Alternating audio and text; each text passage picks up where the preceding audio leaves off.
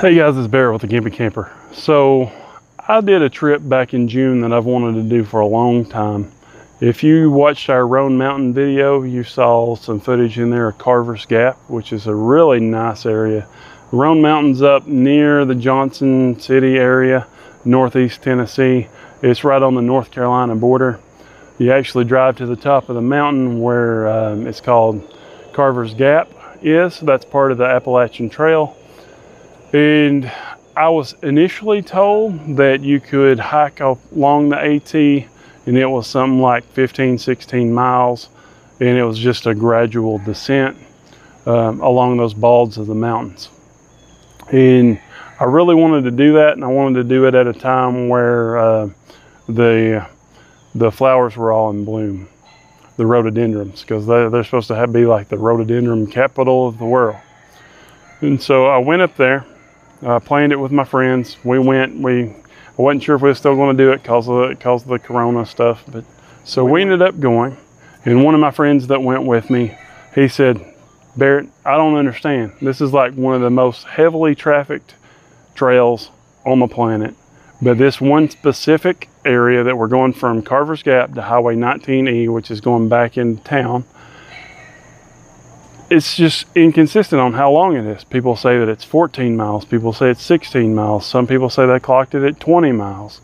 And so I don't really know how far it is, but we took 3 days to do it. We left on Friday, spent Friday night and Saturday night. Friday, we stayed at this old shelter that was a barn. It's technically closed, and we don't stay in shelters anyway, so I stayed in my hammock outside the shelter, but it's one of the best views that I've ever had. That being said, that wind was smacking us in the middle of the night because you're right up there in the end of this valley and all this wind's coming. And I guess if you were to stay in the shelter, which like I say, says that it was closed, that wind would just be coming, hitting you right on you all night long. I mean, it was worrying me because I thought my tarp on my hammock was going to blow away. It was hitting so hard. It was like pushing the tarp against me. Like, anyway, so day one, it wasn't that bad. It's exactly what I expected. So we're walking, it's mostly downhill. You're seeing the balds, it's all pretty. Oh, but when we get to where the shelter is, it did start raining. And I saw that the shelter was along this path that went downhill. And I was like, great, that's gonna be fun to walk up tomorrow. And then I looked straight ahead and the trail goes straight uphill. And I was like, well, that's even gonna be more fun to walk tomorrow. So truth of the matter is it's all gradual downhill except for the 2 mountain descents that you have to go across on the way there. And those 2, they're kind of killers.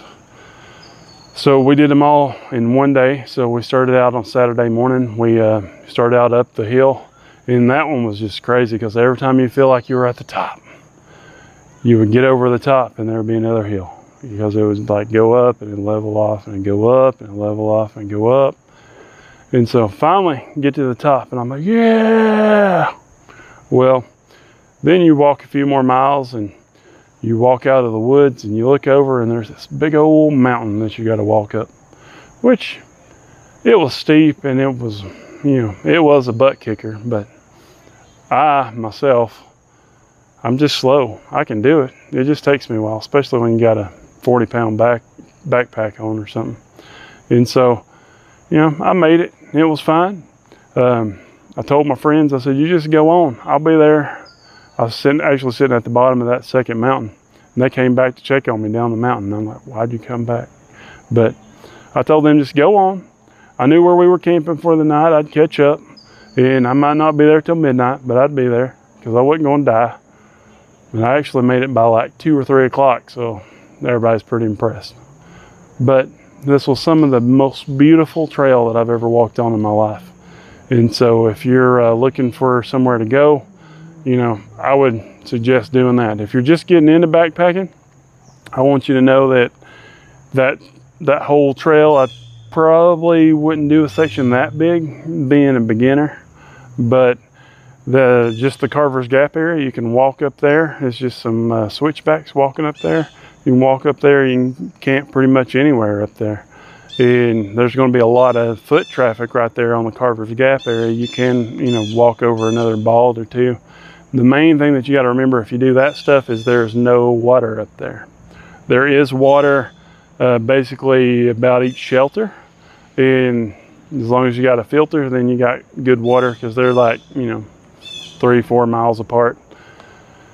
But you want to be prepared, and you want to have everything, and you want to have a little bit of practice, in my opinion, before you pull something off that's quite that far. Now, that being said, I thought I was going to die walking up these hills, and here come these trail runners. And I'm like, argh. Anyway, so I just wanted to share this adventure with you. If you're looking for somewhere in the Northeast Tennessee area to go to do some backpacking, I highly recommend this trek from Carver's Gap to Hwy 19E. It was great. We did stay, we didn't stay at they have a ferry that's like a, what they call it, a hostel. And they'll ferry you up to the top. And when you walk down, you're at the hostel there. I'll leave their information in the video description. And they were really nice people. And it was worth, if you got, I think it's a $40 minimum or something, but it's like $10 a person, $40 minimum. So if you got a few different people, then it's no big deal. It's easier than having cars all over the place and trying to get all that and driving, you know, 30 minutes back up the mountain so you can get the truck before you go home, because down where we are near Chattanooga, it's about a 3.5 hour drive. But I got to get up that way about once a year, because that's my favorite spot to go backpacking and stuff. So check it out, and thanks for watching the video. Be sure to like and subscribe. Do not forget to hit that subscribe button.